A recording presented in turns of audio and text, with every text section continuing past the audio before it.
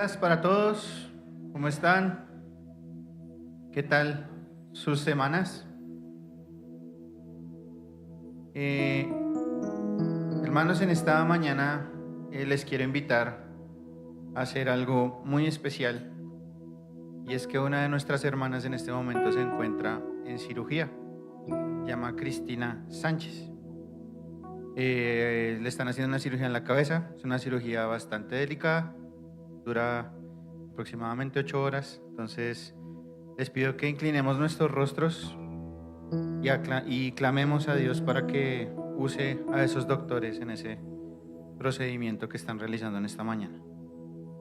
Amado Padre y Señor, te agradecemos por este día, Padre. Gracias por el amor y el cuidado que tienes de nosotros, Padre Santo. En esta mañana queremos poner a tus pies la vida de Cristina, Señor, también a su familia, Padre, para que los fortalezcas en este tiempo. Te pedimos por las manos de los doctores, Señor, que van a estar realizando este procedimiento, Señor, para que seas tú a través de ellos realizando esta cirugía, Padre, y que Cristina pueda salir victoriosa de este procedimiento, Señor. Padre, sabemos que tú eres el dador de la vida, sabemos que tú estás bajo el control de todas las cosas, y por eso clamamos a ti, Señor, por eso acudimos a tus pies, para que, pues, Padre, seas tú obrando en esta situación. Gracias por la medicina, gracias por las personas que se dedican a ella, Señor, y gracias, Padre, porque a través de los años estos procesos han ido avanzando y cada vez son mejores, Padre. Te honramos, gracias por la ciencia y gracias por ser el dador de todas estas cosas, Padre. Te pedimos por esa vida y que seas tú obrando en este día, Señor. En tu precioso nombre, amén. Dice Lucas 24, 1 al 12. El primer día de la semana, muy de mañana, vinieron al sepulcro trayendo las especias aromáticas que habían preparado, y algunas otras mujeres con ellas. Ya hallaron removida la piedra del sepulcro, y entrando no hallaron el cuerpo del Señor Jesús. Aconteció que, estando ellas perplejas por esto, he aquí se pararon junto a ellas 2 varones con vestiduras resplandecientes. Y como tuvieron temor y bajaron el rostro a tierra, les dijeron: ¿por qué buscáis entre los muertos al que vive? No está aquí, sino que ha resucitado. Acordaos de lo que os hablo cuando aún estaba en Galilea, de lo que os habló cuando aún estaba en Galilea, diciendo: es necesario que el Hijo del Hombre sea entregado en manos de hombres pecadores y que sea crucificado y resucite al tercer día. Entonces ellas se acordaron de sus palabras, y volviendo del sepulcro dieron nuevas de todas estas cosas a los 11 y a todos los demás. Era María Magdalena y Juana y María madre de Jacobo, y las demás con ellas, quienes dijeron estas cosas a los apóstoles. Mas ellos les parecían locura las palabras de ellas, y no las creían. Pero levantándose Pedro, como corrió al sepulcro, y cuando miró dentro, vio los lienzos solos, y se fue a casa maravillándose de todo lo que había sucedido. Qué grande, qué poderoso es saber que Cristo está resucitado, que no se quedó allá en la cruz, sino que resucitó y nos limpió de nuestros pecados. Entonces, los invito en esta mañana a que nos pongamos de pie y celebremos a ese Cristo resucitado.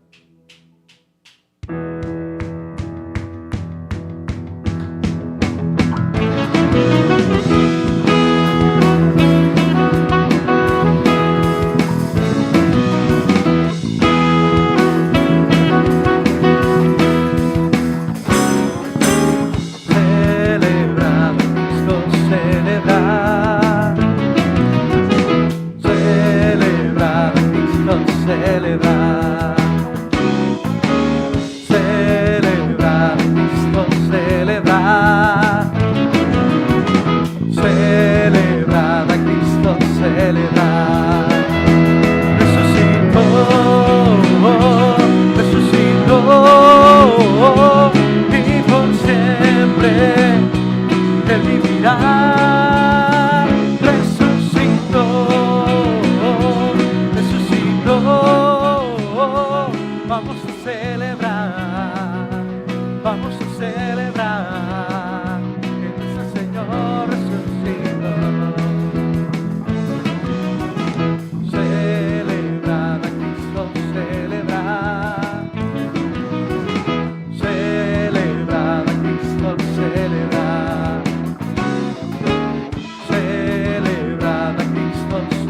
celebrar.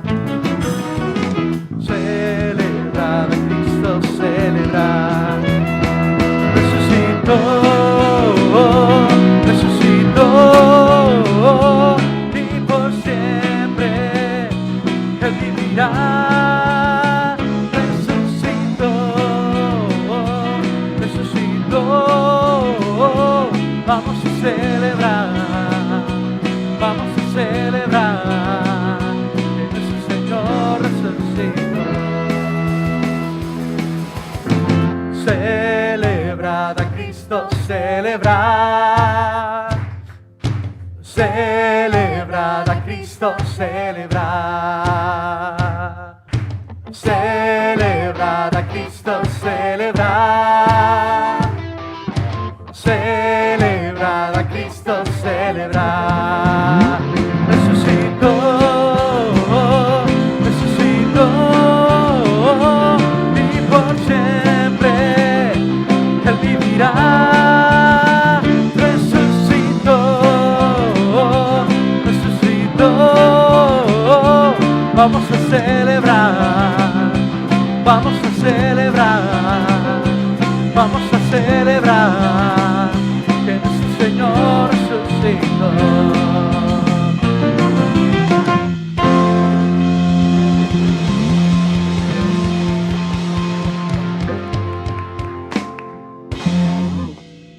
Amén. Y ese Cristo que resucitó tiene un amor incomparable, un amor que no tiene medida por nosotros. ¿Qué amor más grande que sacrificarse, entregar absolutamente todo hasta la última gota de sangre para que nosotros hoy podamos celebrarlo y tener ese amor en nuestras vidas? Sigamos adorando y cantando a ese Cristo Salvador.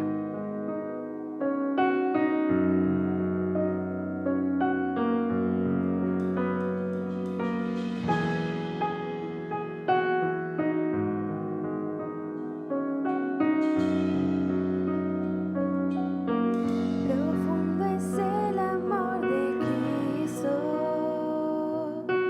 más que el infierno y la maldad. Dejó su trono y su gloria para traernos hacia Él. Más ancho es el amor de Cristo que el foso que nos separó. Me alcanzó en mis tinieblas, solo en Él hay salvación.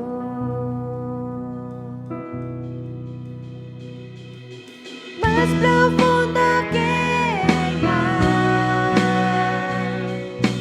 más allá del cielo está tu amor, me bastará.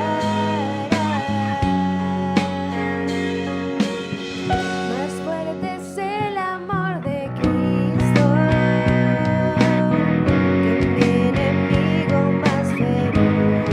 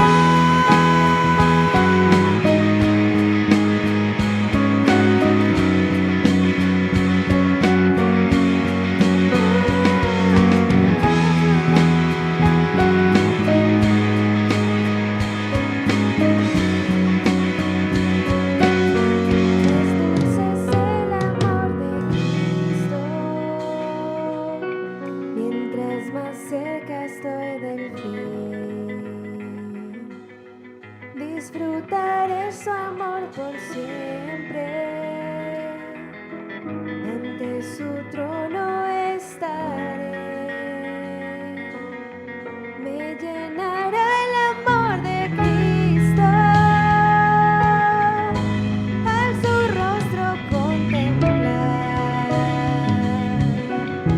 yo le amaré por siempre. Su alabanza cantaré. Su alabanza cantaré. Su alabanza cantaré. Su alabanza cantaré. Más profundo que el mar, más allá del cielo está. Tu amor me bastará. Más fuerte que la tempestad, vence el pecado y la maldad. Tu amor me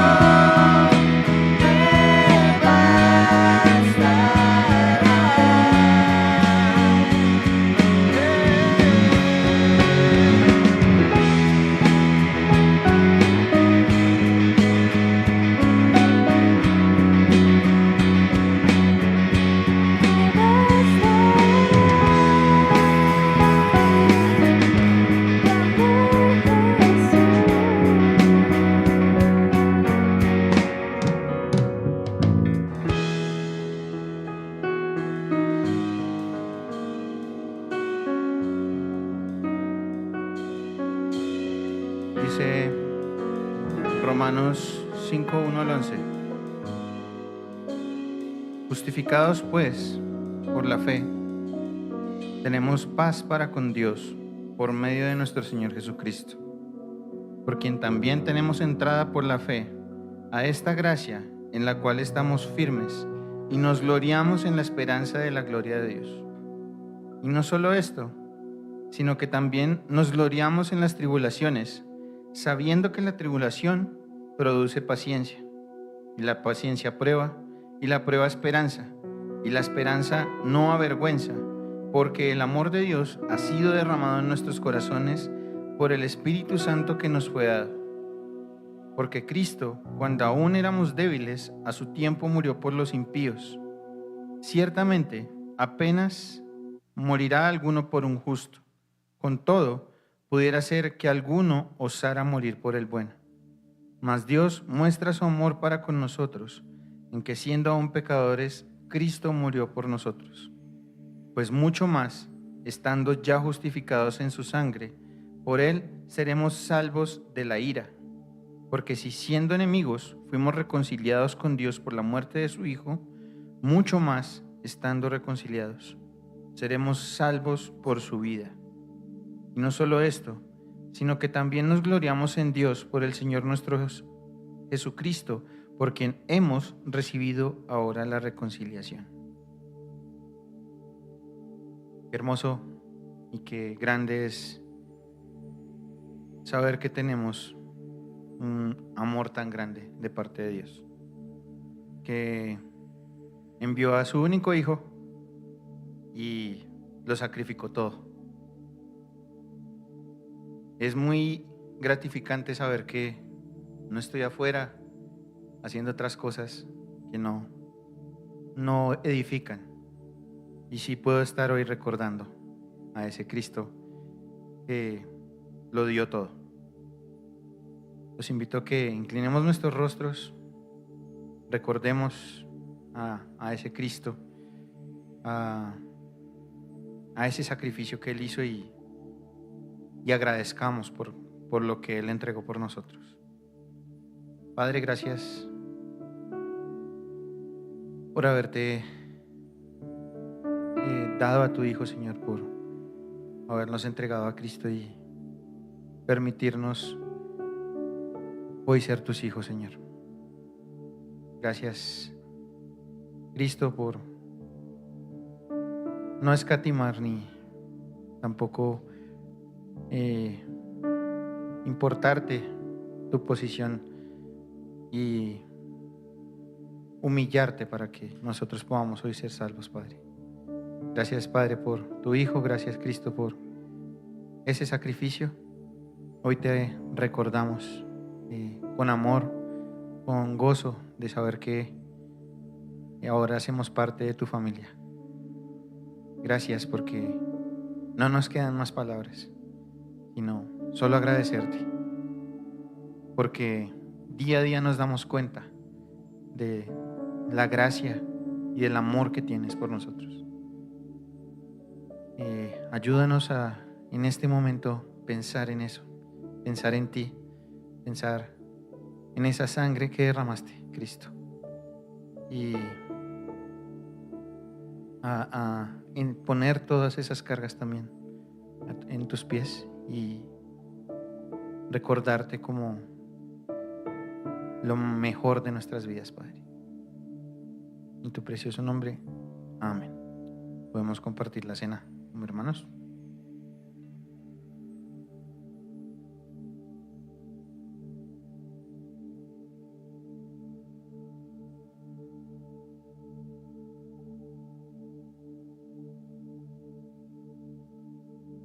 Y en esa misma actitud los invito a que sigamos adorando a ese Jesús que lo entregó todo.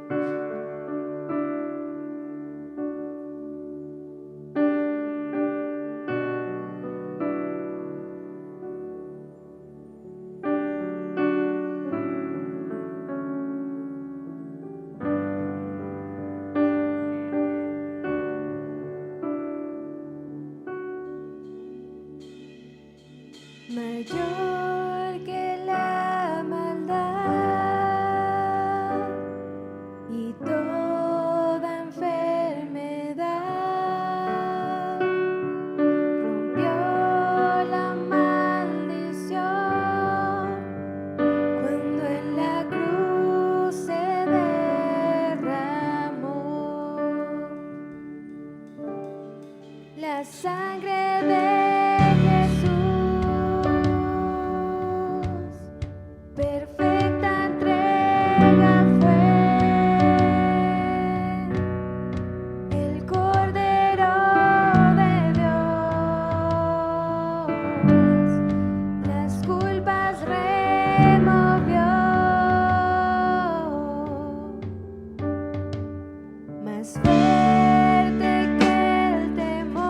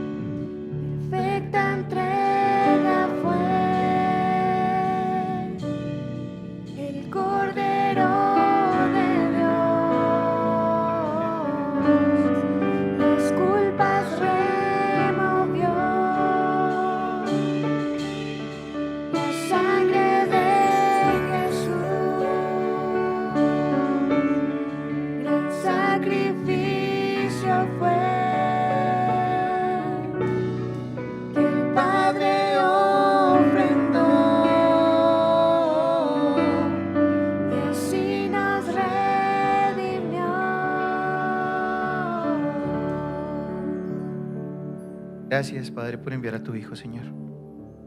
Gracias por Cristo. Gracias por su sangre, Padre. Gracias, Cristo, por dejar todo atrás por nosotros. Y aun siendo 100% hombre y 100% Dios, dejaste todo a un lado para salvarnos. En esta mañana te pedimos también por la vida de Ricardo. Gracias por tu palabra, Señor. Gracias por lo que nos traes en esta mañana, Señor. Y te pedimos que pongamos oídos atentos a lo que nos quieres hablar hoy, Señor. Ayúdanos a estar concentrados en ti, Señor. Te pedimos que también bendigas a los maestros de la escuela dominical y que los niños también puedan ser edificados en tu palabra, Padre. Te agradecemos, Señor, porque tú eres el que nos has dado la palabra y te pedimos que estemos completamente atentos a ti. En tu precioso nombre, amén. Ven, sentarse. Y los niños pueden pasar a su escuela dominical.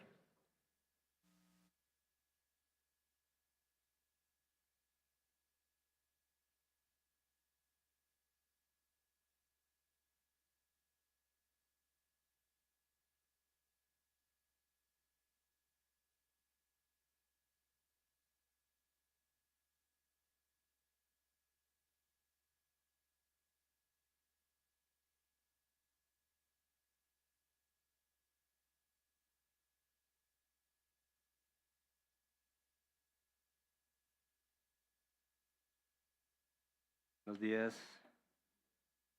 Johnny, que es muy especial, deja uno aquí dulces. Muchas gracias.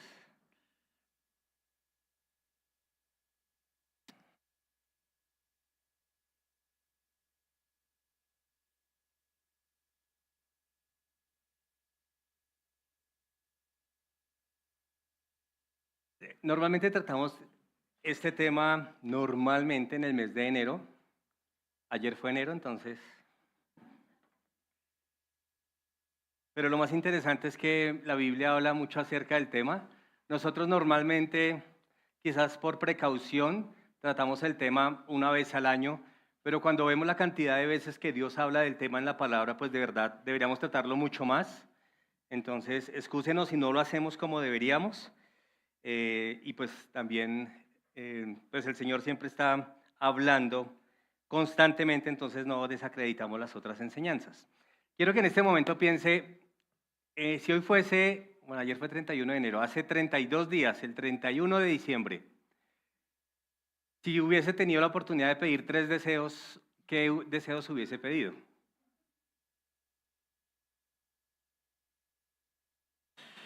No, bueno, vamos a hacerlo de verdad, verdad. Piénselo, pero no me lo diga. ¿Sí? Piense cuáles 3 deseos usted hubiese pedido. ¿Sí? Y que casi que en el año hubiese usted tenido el respaldo de que Dios le dice, sí te lo voy a dar. Esos 3 deseos sí, son un sí. ¿Sí? Pues el 1 de enero o el 31 de diciembre, esos 3 deseos Dios los va a cumplir. El que quiera, el que sea, porque pues obviamente Dios es todopoderoso, podría cumplir cualquier deseo. ¿Ya? Pensemos ahí un minuto en sus deseos. ¿Los tenemos?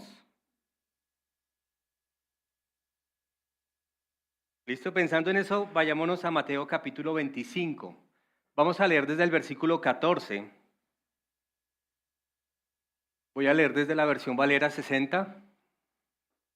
Y el Señor Jesús enseñando dice, porque el reino de los cielos es como un hombre que yéndose lejos llamó a sus siervos y les entregó sus bienes. A uno dio 5 talentos y a otro 2 y a otro 1, a cada uno conforme a su capacidad. Y luego se fue lejos. Y el que había recibido 5 talentos fue y negoció con ellos y ganó otros 5 talentos. Asimismo, el que había recibido 2 ganó también otros 2. Pero el que había recibido 1 fue y cavó en tierra y escondió el dinero de su señor. Después de mucho tiempo, vino el señor de aquellos siervos y arregló cuentas con ellos. Quizás hemos leído la historia alguna otra vez. y tiene que ver con la fidelidad. Vamos a hablar hoy acerca del administrar, especialmente el dinero. Vamos a hablar del dinero. Dice que a cada uno le entregó, a uno le dio 5 talentos, al otro 2 y al otro 1. ¿Sabe usted cuánto era un talento? El talento era la unidad más alta, empezando por ahí. Y un talento se podía medir de 2 maneras, para que si quiere usted sacar calculadora y hacer la cuenta. Una manera era por peso. Entonces, un talento eran 34 kilos, ya fuese de plata o de oro. Si usted quiere hacer la conversión por oro, tendría que coger los 34 kilos y volverlos gramo. Y multiplicarlo al valor del gramo hoy, que está como en 380.000 pesos o 400.000 pesos el gramo de cada talento. Si usted multiplica eso por 5 talentos, era más o menos 68.000 millones de pesos. O sea, como 17 millones de dólares. ¿Sí? Claramente el Señor jugaba con esas cantidades, a lo cual cuando uno lee el relato completo dice al final el Señor, cuando castiga al que se le dio un talento, ¿por qué no lo colocaste en el banco para recibir por lo menos intereses? Cuando uno lee la historia y no se da cuenta de cuánto dinero es, uno dice, pues, ¿qué tanto da un banco? ¿Sí? Es una tontada lo que da un banco. Pero aunque el banco le diera a usted una tontada y si usted tuviese 68.000 millones de pesos, pues le va a dar algo significativo. Pero veamos un minuto el versículo 15, que es el que quisiera que entendiéramos un poquito. Cuando dice, a uno le dio 5 talentos y al otro 2 y al otro 1, ¿qué dice después? A cada uno conforme a su capacidad. Así que debemos pensar de esa manera. Porque a veces uno piensa, ¿por qué no tengo más? Muy sencillo. No puedes administrar más. Es así de sencillo. Así que Dios nos da a cada uno conforme a nuestra capacidad. Ahora, claramente el pasaje el Señor Jesús toma una unidad de valor, porque Él dice, el reino de Dios es semejante. Entonces utiliza esta unidad monetaria, pero también claramente no solamente tiene que ver con dinero, claro, usa una medida monetaria, pero también tiene que ver con lo que el Señor nos da. Nos da dones espirituales, nos da talentos, nos da oportunidades. A cada uno nos da diferente. Y el reino de Dios es semejante. Eso significa que en algún momento, algún día, el Señor nos va a juzgar por lo que nos dio. Y no podemos llegar ese día y decir, Señor, pero es que a mí me diste muy poquito. Porque ya sabemos lo que pasa en la historia. ¿Sí?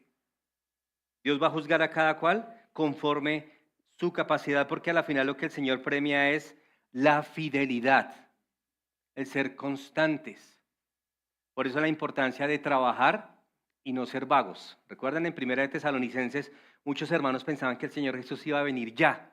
Entonces, ¿qué hicieron? No trabajar. Pues ¿para qué trabajo? Pues si el Señor Jesús va a venir en cualquier momento, ¿para qué trabajo? Que esa no sea la actitud de nosotros. Aunque el Señor Jesús cada día está más cerca, obvio, que nuestra actitud no sea no voy a trabajar, o algunos ni siquiera vayan a pensar yo voy a poder vivir del gobierno. Eso no va a pasar tampoco. Así que debemos trabajar porque el Señor premia la fidelidad y también la importancia de administrar con fidelidad las cosas que el Señor nos ha dado. Piensa un minutico que le ha dado el Señor. Los que son padres, el Señor ya les dio hijos y Dios también va a juzgar cómo administró lo que el Señor le da. Si usted tiene un muy buen trabajo o no tan buen trabajo, no importa porque a la final des en cuenta que Él compara el de 5 talentos, el de 2 y el 1, y a todos el Señor les pide cuentas con lo que tiene. ¿Por qué? Porque cada uno administra el 100% de lo que tiene. ¿Bien? El 100% de lo que tiene, de lo que tenemos, y cada uno de nosotros debe ser fiel. Aquí alguien sí podría alzar la mano. ¿Quién de ustedes en sus 3 deseos dijo, yo le pido al Señor que yo sea un mejor administrador de recursos o dones o talentos este año? Muy bien. Bien. Entonces, que así sea. Que el Señor lo conceda.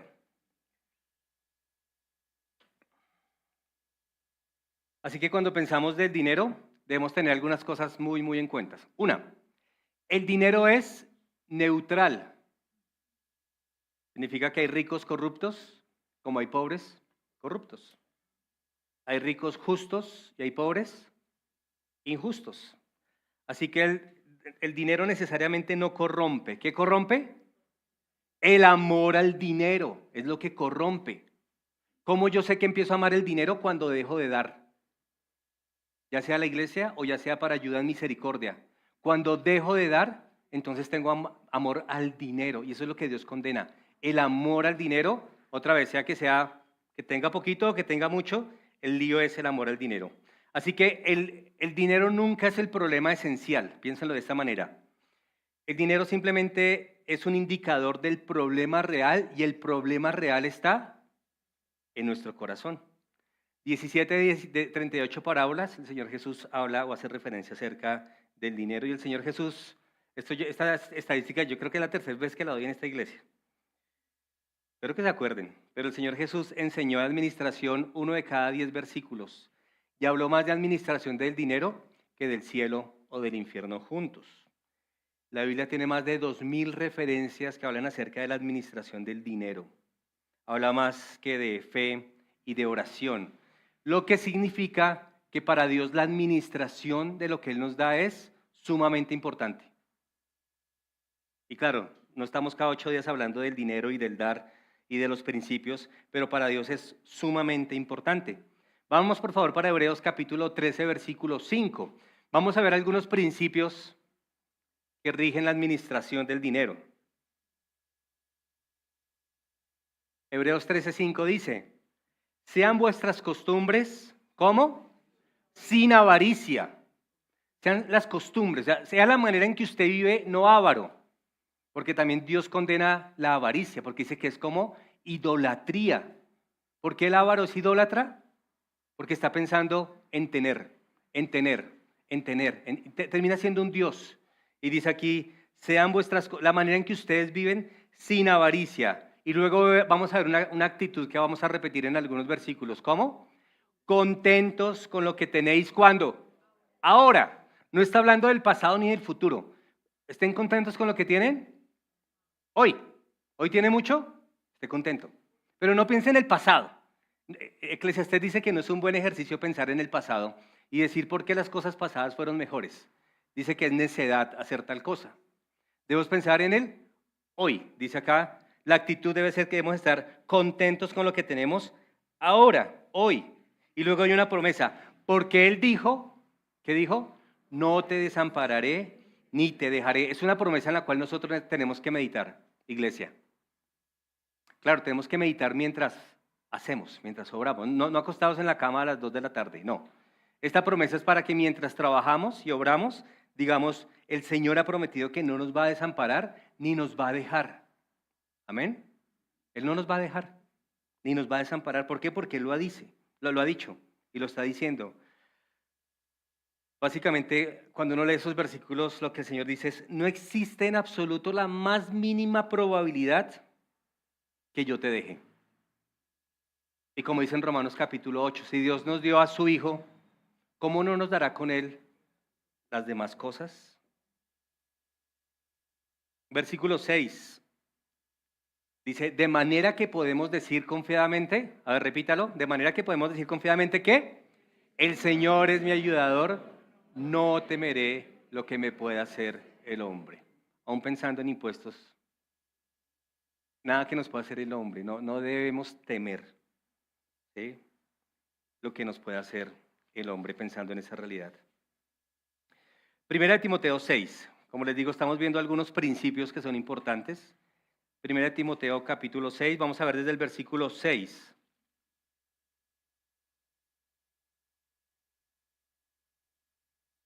Parte de lo que sucede en la iglesia de Éfeso, que es donde Pablo les está escribiendo a Timoteo, es que habían falsos maestros y los falsos maestros normalmente, ¿cómo identificar un falso maestro? Porque domingo tras domingo está hablando del dinero y está hablando de la prosperidad y que todo hijo de Dios tiene que ser próspero. Entonces, por favor, traigan sus diezmos aquí a la iglesia porque todo el que da 1 se le multiplica a 10 o a 100. Eso es un falso maestro. El que enseña eso porque a la final el único próspero va a ser Él. ¿Sí? Y si usted no fue próspero, fue culpa suya porque le faltó fe o porque le faltó diligencia, pero la culpa termina siendo del que da sin pensar por qué está dando. Entonces, solamente teniendo en contexto lo que sucedía en la iglesia en Éfeso, dice, pero gran ganancia es la piedad acompañada de, otra vez repite, de contentamiento.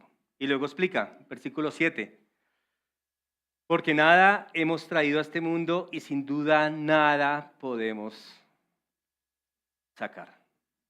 Entonces, sí, cuando nacimos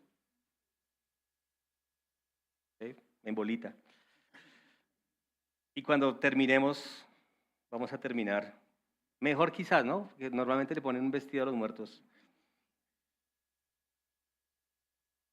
Pero el resto de cosas que haya adquirido en su vida, ¿cuánto se va a llevar? Nada, nada. No sé si ustedes vieron por ahí de esas cosas que salen en videos y muestran como a un viejito pagándole el tiquete y el viaje a Europa a todos sus hijos y a todos sus nietos. ¿Lo vieron? Y entonces están como 15 días en Europa y gastan y el viejito paga todo. Entonces luego uno de los hijos le dice, pero pa, o sea, ¿por qué gastas tanto? O sea, ¿por qué? O sea, no sé si él estaba pensando en su herencia, no sé. Pero pues lo que él decía es, esto que yo estoy gastando literalmente es mío y lo estoy disfrutando con ustedes ahorita. Así que si les toca o no les toca herencia, pues ya es un tema que se sale de mi control. A lo que hoy es que él pudo aprovechar lo que tenía en el momento que tenía que aprovecharlo. ¿Sí? Gastándose lo que si tuviese que gastar. Pero lo que voy realmente es pensando en el pasaje que dice que nada hemos traído y sin duda pues nada vamos a sacar. Así que estar pensando en la acumulación de riquezas es lo que el Señor también condena. ¿Por qué? Por el mismo principio. Nada traemos y nada definitivamente vamos a sacar. Versículo 8. Luego dice, así que teniendo sustento y abrigo, estemos, otra vez, la actitud es contentos con eso. Des en cuenta que Pablo aquí ni siquiera está diciendo, no mete más cosas, ¿no? Como el Señor Jesús en Mateo lo hace, que por lo menos mete algo más. Aquí solamente Pablo dice, teniendo sustento y abrigo. La respuesta del creyente natural al tener estas dos es que debemos estar contentos. Y eso lo que ayuda es que quite la queja de nosotros. ¿Sí? Y la queja normalmente es porque queremos más de lo que tenemos y Dios no nos lo ha dado. Entonces empezamos a quejarnos y a quejarnos delante de Dios, lo cual es sumamente mal. ¿Por qué? Porque Dios lo que está diciendo es que con lo que tenemos debemos estar agradecidos y debemos estar contentos. ¿Tenemos hoy sustento y abrigo, mis hermanos? Y siempre hacemos la misma observación, ¿no? O sea, aquí todos tenemos un montón de abrigo. Cuente cuántos pantalones o cuántas chaquetas o cuántos zapatos tiene. Tenemos más de lo que necesitamos. Literalmente creería que la mayoría de los que estamos aquí. El domingo pasado tuve la oportunidad de predicar en Villa de Leyva y luego fuimos a Duitama. Y estando en Duitama al final del servicio, ya muy noche, se me acercó un niño como de 6 años, 7 años, venezolano. Vive en una condición compleja. Entonces se me dio por preguntarle, bueno, ¿y tú cuántos pares de zapatos tienes? Entonces empezó y dijo, en total tengo 3. Y yo le dije, ¿y está bien para ti? Me dijo, sí, porque solamente me pongo 1. Claro, cuando uno dice 3 en total de esos zapatos, pues seguramente aquí otra vez la mayoría tenemos más de 3 pares de zapatos. Pero la realidad es que si tenemos sustento y tenemos abrigo, debemos estar contentos. Ahora, creo que termina siendo este mensaje que Pablo escribió un mensaje en contracultura. ¿Lo piensa? Porque siempre la cultura y el medio nos está vendiendo el tener más. Siempre es un tema de tener más y tener más. Y si puede, entonces endeúdese para poder tener más. Y el problema de la deuda es que usted termina de dejar de dar, posiblemente a personas que lo necesiten, por pagar una deuda de algo que usted seguramente no necesita como cree que lo necesita. ¿Sí? Entonces debemos tener realmente mucho cuidado, porque este mundo es consumista y este es un mundo que normalmente está aparentando. ¿Han visto eso? En las redes se ve un montón. La gente normalmente se toma fotos, yo no soy de esos, pero y el que lo hace aquí, pues respetamos eso, ¿sí? Pero normalmente cuando algo chévere pasa, entonces viajó, se tomó la foto, compró algo, se toma la foto, ¿sí? Uno no sabe al final qué puede haber en el corazón, pero la realidad es que debemos tener mucho cuidado con este mundo consumista. Pensando en esa realidad, en Filipenses capítulo 4, desde el versículo 11, Pablo, recuerden que en ese momento estaba en la cárcel, él ya estaba en su segundo encarcelamiento en Roma, cuando él escribe Filipenses, en su primer encarcelamiento, en su primer. Y estando en la cárcel había recibido algunas ofrendas de la iglesia de los macedonios. Y en el versículo 11 dice, 4:11 de Filipenses, no lo digo porque tenga escasez, pues he aprendido a contentarme cualquiera que sea mi situación. Entonces, ¿cuál es la respuesta otra vez? Contentamiento, cualquiera que sea la situación. Y debemos entender, como dice también en Eclesiastés 3, que todo debajo del sol tiene su hora. ¿Ha pensado en eso? Y él empieza a decir tiempo de vivir, tiempo de morir, tiempo de abrazar, tiempo. Así que va a haber siempre, mis hermanos, tiempos donde nosotros tengamos abundancia. Pero siempre también van a haber tiempos en que tengamos escasez. Y la fidelidad de Dios no se mide en cuanto a lo que yo tenga, porque Él ha prometido no desampararnos ni dejarnos.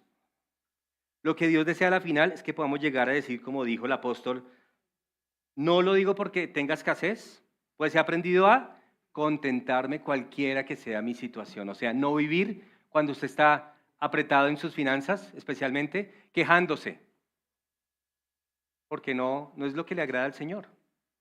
Versículo 12, él dice, sé vivir humildemente y sé tener abundancia. Esta semana aquí con unos amados hermanos hablábamos de eso. ¿Qué es más difícil, vivir en la abundancia o vivir en la escasez? Pensando en la vida cristiana, en la abundancia es mucho más difícil vivir, es mucho más difícil. Más problemas, más tiempo invertido a los negocios, ¿cierto? Más distrayentes, más oportunidades de no servir, más oportunidades de no congregarse porque ya tiene 2 fincas o 3 fincas, o tiene tantas casas, o tiene que ir a visitar, ¿sí? Entonces vivir con mucho en la vida cristiana es mucho más difícil. Y lo vamos a ver también. Pero miremos lo que dice Pablo, dice, en todo y por todo estoy enseñado, y él dice, así para estar saciado como para tener hambre, así para tener abundancia como para padecer necesidad, está diciendo el apóstol. Versículo 13, y viene el versículo que deberíamos aplicarlo en su contexto. Todo lo puedo en Cristo que me fortalece. ¿Qué puedo en Cristo? Vivir en abundancia y vivir en escasez. Vivir agradecido cuando tengo mucho y vivir agradecido cuando tengo poco. Todo eso lo puedo hacer en Cristo porque Él me fortalece, no importa si tengo mucho o tengo poco. Es lo que está diciendo y el contexto del pasaje está hablando de eso. Pensando en principios, volvamos a Timoteo, el mismo capítulo 6.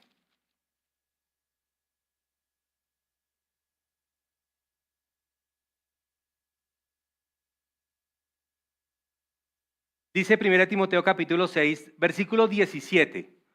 Este pasaje yo lo he utilizado y vuelvo a decirlo de la misma manera. Dice, a los ricos de este siglo manda que no sean altivos. Entonces, esta estadística la hace Andrés, pero no está Andrés. Pero la estadística que Andrés siempre muestra es que literalmente todos los que estamos aquí pertenecemos a ese grupo. A los ricos.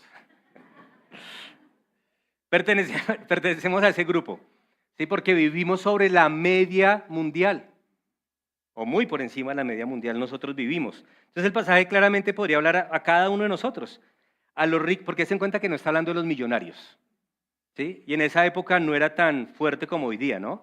Pero dice, a los ricos de este siglo, le dice Pablo a Timoteo, mándales a los que están ahí contigo en la iglesia, a que no sean altivos. Un peligro de ser rico es ser altivo, una persona altiva es la que se considera mayor o más que el otro. Entonces yo pago VIP, entonces tengo más reconocimiento y me siento mejor y puedo mirar a todos por encima del hombro.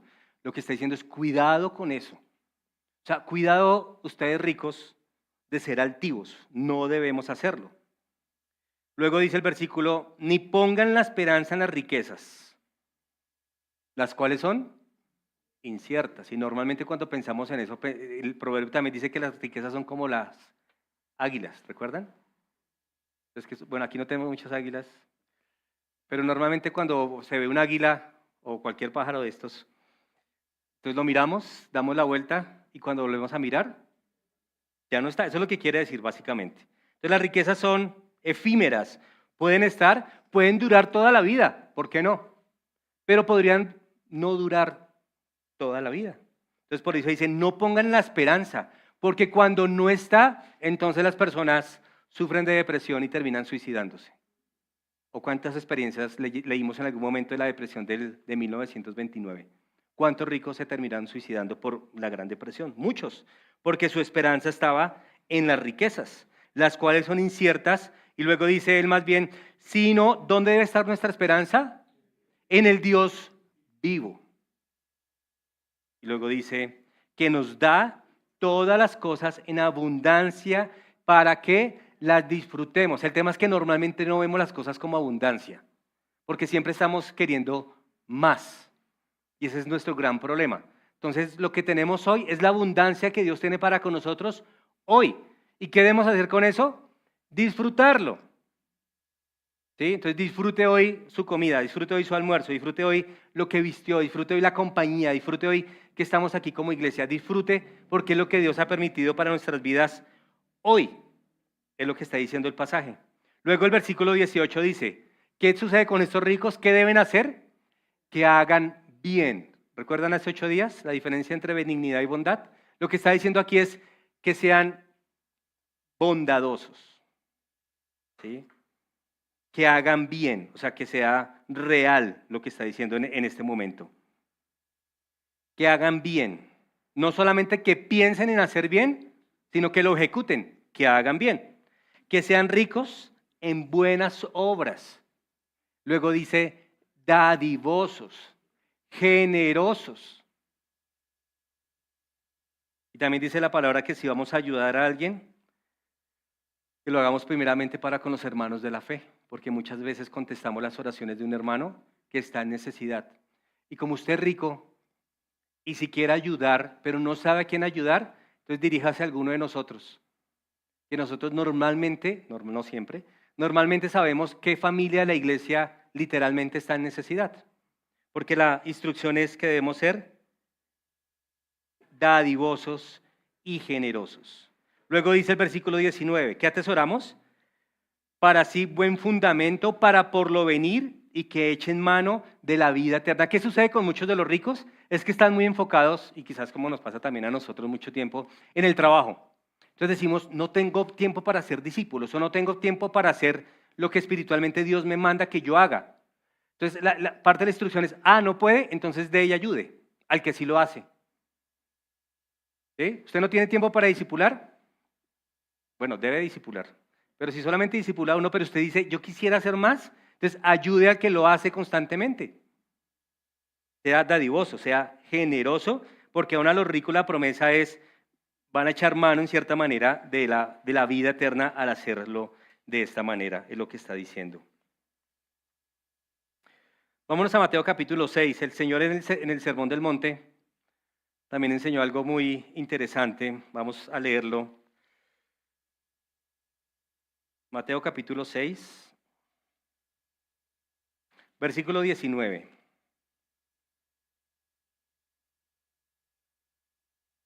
El Señor dice que no os hagáis tesoros en la tierra donde la polilla y el orín corrompen y donde ladrones minan y hurtan. 20. Sigamos en la lectura. Dice, sino haceos tesoros en el cielo donde la polilla ni el orín corrompen y donde ladrones no minan ni hurtan. Porque donde esté vuestro tesoro, allí también estará vuestro corazón. ¿Recuerdan? El problema no es el dinero. El problema es dónde está nuestro corazón. Ese es el problema. La lámpara del cuerpo es el ojo, y si tu ojo es bueno, todo tu cuerpo estará lleno de luz. Pero si tu ojo es maligno o tacaño, en el original, todo tu cuerpo estará en tinieblas. Así que, si la luz que hay en las tinieblas, si la luz en ti, Así que si la luz que hay en ti es tinieblas, ¿cuántas no serán las mismas tinieblas? Y luego explica el Señor, ninguno puede servir a dos señores porque o aborrecerá a uno y amará al otro, o estimará al uno y menospreciará al otro. No podéis servir a Dios y a las riquezas, a Mamón, ¿cierto? No podéis hacerlo, no podemos servir a dos señores. Así que alguno preguntará, pero igual necesitamos trabajar. Y la respuesta es, sí, necesitamos trabajar, pero todo tiene su tiempo. Así que mi hermano, si usted trabaja más de lo que debe trabajar, ojo porque está sirviendo al Dios equivocado. Claro, si usted no trabaja, pues está siendo un vago, ¿no? Pero a lo que va el pasaje es que debemos servir al Señor aun cuando estamos trabajando. Porque recuerden la vida de adoración. La vida de adoración no es cantar, no es venir, no es solamente esto, sino la vida de adoración es la vida 24/7, aun cuando nosotros estemos trabajando. Y una enseñanza muy bonita que nos dejó el Señor en Lucas capítulo 12. Es uno de mis pasajes preferidos cuando pienso en el tema. 12, versículo 15. El Señor dice, y les dijo, mirad y guardaos de toda avaricia. Y vean tan bonito lo que dice, porque la vida del hombre no consiste en la abundancia de los bienes que posee. Interesante, ¿no? Normalmente parte de las metas que uno se pone en la vida es voy a comprar una propiedad o 2 o 3 o las que quieran. Pero el Señor dice, la vida no consiste en la abundancia de los bienes que posee. ¿En qué consiste la vida?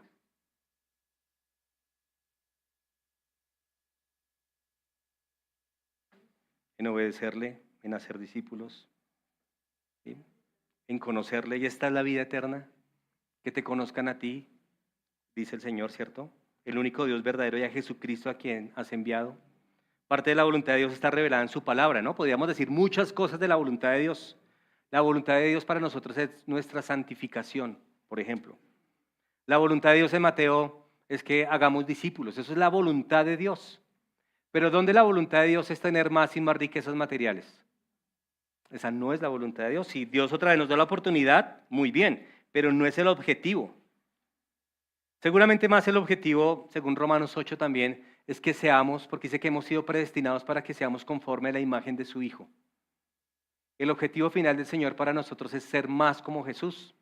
Y Filipenses también dice que el que ha empezado en nosotros la buena obra, la perfeccionará. Así que Dios normalmente y constantemente está obrando en nosotros y utiliza lo que sea obrando en nosotros para que nosotros nos parezcamos más como Cristo. Claro, pues a veces pienso que Cristo lo lleva a un extremo, ¿no? Como de ascetismo, o sea, de vivir con muy poquito. ¿Y porque Él dice que cuál era su hogar o cuál era su cama? ¿Recuerdan? Entonces, su almohada era una piedra, empezando por ahí. Luego el pasaje desde el versículo 16 ahí de Lucas 12, por favor miremoslo. Dice, también le refirió una parábola diciendo, la heredad de un hombre rico había producido mucho, y él pensaba dentro de sí, diciendo, ¿qué haré? Porque no tengo dónde guardar mis frutos. Y dijo, esto haré, derribaré mis graneros y los edificaré mayores, y allí guardaré todos mis frutos y mis bienes. Y diré a mi alma, alma, muchos bienes tienes guardados para muchos años, repósate, come, bebe, regocíjate. Pero Dios le dijo, necio, esta noche vienen a pedirte tu alma, y lo que has provisto, ¿de quién será? Así es el que hace para sí tesoro y no es rico para con Dios. Interesante, ¿no? Cómo el Señor lo ve. La realidad de cada uno. El lunes tuvimos aquí un velorio, no sé cuántos se enteraron de una persona que se congregó hace 30 años. 30 años o 35, se fue a vivir, murió en Brasil. Y los hijos estaban por acá y le hicimos la ceremonia en este local. Pero la realidad es esa, ¿no? Necio, esta noche vienen a pedir tu alma.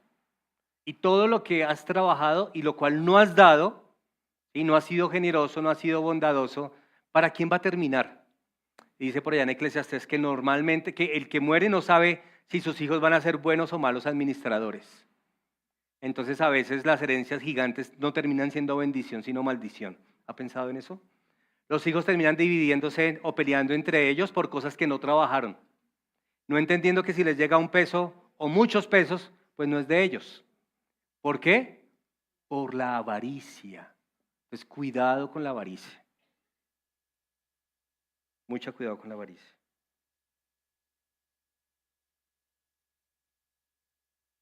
Y aún con lo que el Señor provee como bendiciones.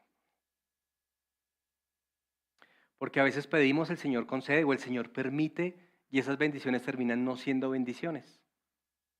Entonces Dios nos permite tener esa mascotica que tanto quisimos, la que sea. ¿Y por qué no viniste a la iglesia? Es que no tengo con quién dejar la mascota. ¿Bendición o maldición?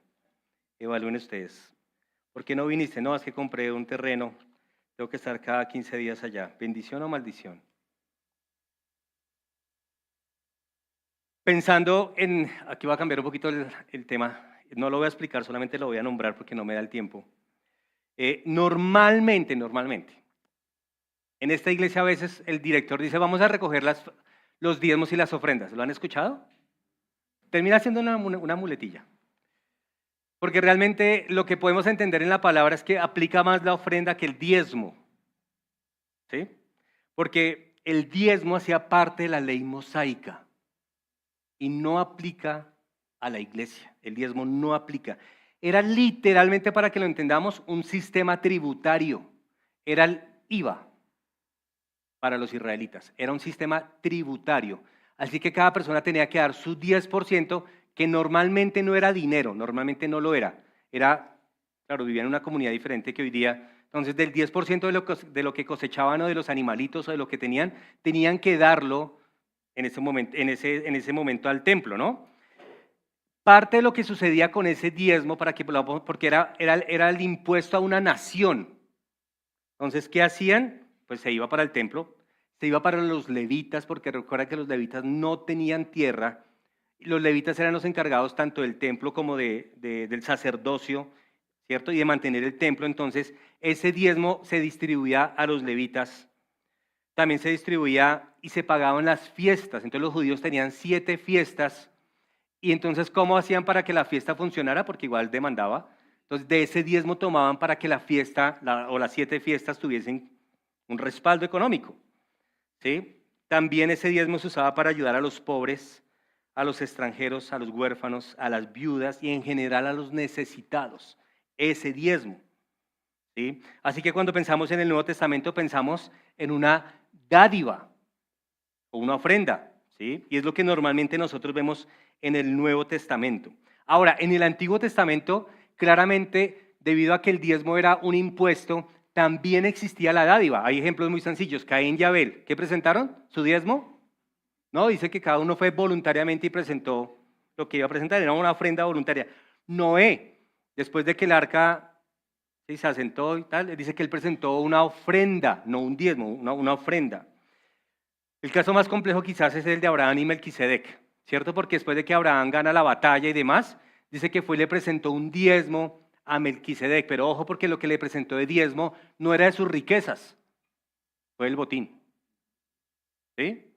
Aparte de todo, era realmente una práctica más pagana que bíblica, porque en ese momento ni siquiera el diezmo existía. El diezmo existía entre las comunidades paganas cuando sucedía eso. Entonces, cuando él presenta, lo hace como un agradecimiento, en este caso a Melquisedec, que era mayor que Abraham. Pero cuando leemos relatos, y me gustaría solamente ir a uno.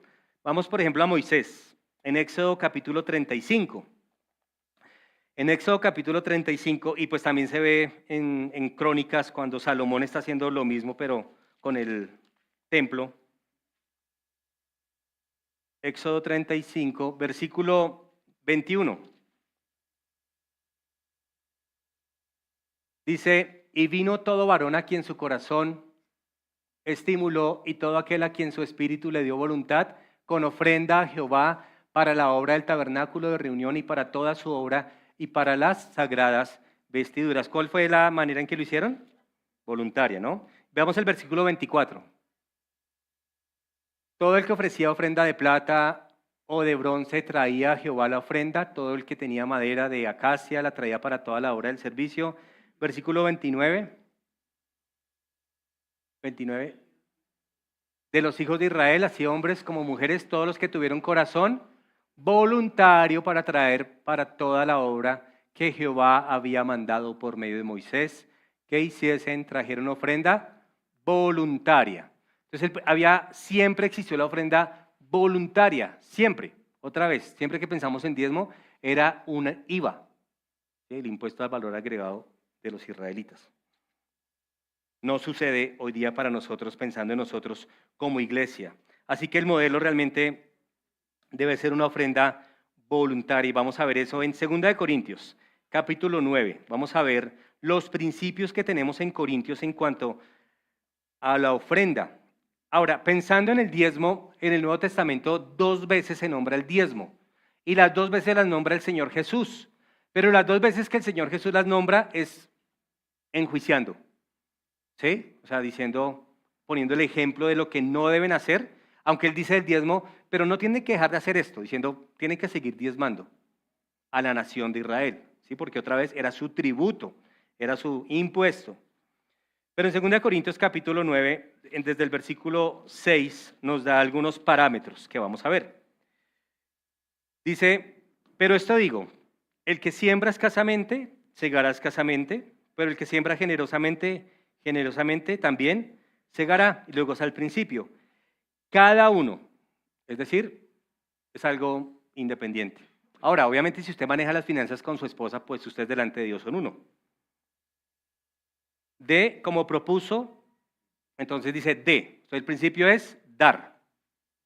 Y luego dice como propuso en su corazón. Luego dice, ¿cómo no hacerlo? No lo haga si está triste. O no lo haga por necesidad, ¿sí? Por imposición, no lo haga de esa manera. Luego dice, porque Dios, ¿qué?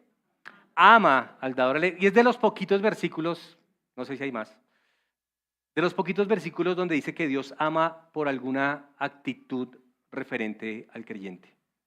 Claro, pues Dios ama a la humanidad, ¿no? Y envió a su Hijo a morir por ellos. Pero que habla específicamente que ama a alguien porque haga algo, este es de los poquitos pasajes que habla de esa realidad, porque Dios ama al dador alegre. Y porque Dios ama al dador alegre, es porque Dios es un Dios, como hemos visto, bueno. O sea, Dios es un Dios que da. Porque Dios amó al mundo y dio a su Hijo unigénito. Entonces, normalmente Dios da. ¿Y de qué manera se muestra el amor? Dando. Pues una de las maneras es dando. Así que cuando damos, nos parecemos más a Dios. Esa es la realidad. Y 1 Corintios capítulo 16, claramente pues en este contexto ya Pablo estaba recogiendo la ofrenda para la iglesia de Jerusalén y casi que ya estaba terminando porque fue un recorrido bastante largo recogiendo la ofrenda a esta iglesia pobre en ese primer siglo. Y también vemos algunos parámetros. Dice el versículo 1 que en cuanto a la ofrenda para los santos, haced vosotros también de la manera que ordené en las iglesias de Galacia. O sea, él ya lo había hecho en su tercer viaje, él había hecho ese recorrido, pasó por Galacia, a los de Galacia les dijo esto mismo. Cada primer día de la semana. Entonces, en este caso aplica, ¿qué día de la semana es el primer día? El domingo. ¿Sí? Ya no es el último día. Este es uno de los pasajes por los cuales normalmente los cristianos nos congregamos el domingo y ya no el sábado.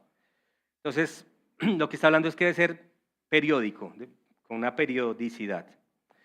Cada día primero de la semana dice cada uno, o sea, personal, de vosotros ponga aparte algo, o sea, predeterminado. Lo que quiere decir básicamente es que usted sabe más o menos, ¿sí? Normalmente cuánto gana o cuánto le entra. Predeterminadamente usted dice voy a ofrendar a la iglesia o voy a ayudar predeterminadamente. Y luego dice, guardándolo, según haya prosperado, entonces es proporcional. ¿Está claro? Porque recuerden el pasaje que empezamos viendo en Mateo, Dios le da a cada uno según su capacidad. Entonces, si su capacidad este 2026 es lo que está viviendo, es la capacidad que Dios sabe que usted puede administrar. Y si piensa que usted puede administrar más, entonces pídale a Dios, y ojalá en esos 3 deseos, como aquí algunos, ¿sí? Poder ser mejores administradores. Y ojo, claro, hoy estamos hablando de dinero que normalmente lo hacemos en esta fecha, pero no solamente administradores del dinero, porque otra vez el Señor Jesús dijo, es como el reino de los cielos, así va a ser o así es. Entonces Dios va a juzgar cada capacidad que nos dio. Yo no sé si usted es bueno enseñando la Biblia, pero si usted es bueno y no lo está haciendo, empieza a enseñarla en un grupo, con una persona o con 10 personas, no sé si usted lo es, ¿sí? O si usted piensa que puede ser bueno predicando, pues hable con nosotros y examinamos, ¿sí? Pero sea como sea, es necesario que usted sirva, porque algún día Dios va a demandar, y esto es la realidad, de nosotros lo que Él nos dio. Amén. Y solamente quiero terminar con este pasaje de las palabras del Señor Jesús en Hechos, capítulo, yo lo tenía por acá, 20.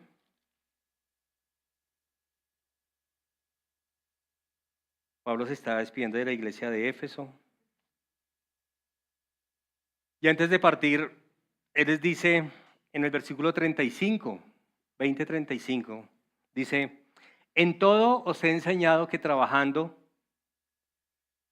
así se debe ayudar a los necesitados y recordar las palabras del Señor Jesús que dijo, más bienaventurado es dar que recibir. Así que pues el Señor nos ayude a ser buenos administradores de todo lo que nos da, económico, ya sean dones del Espíritu para con nosotros. Oremos. Padre, te damos gracias por tanta bondad, Señor, recibido de tu mano.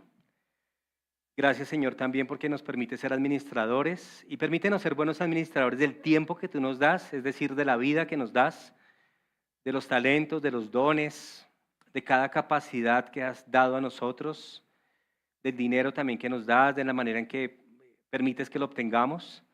Quita de nosotros, Señor, todo ojo mezquino o tacaño y permítenos ser dadivosos, generosos, especialmente quizás con los que tienen necesidad.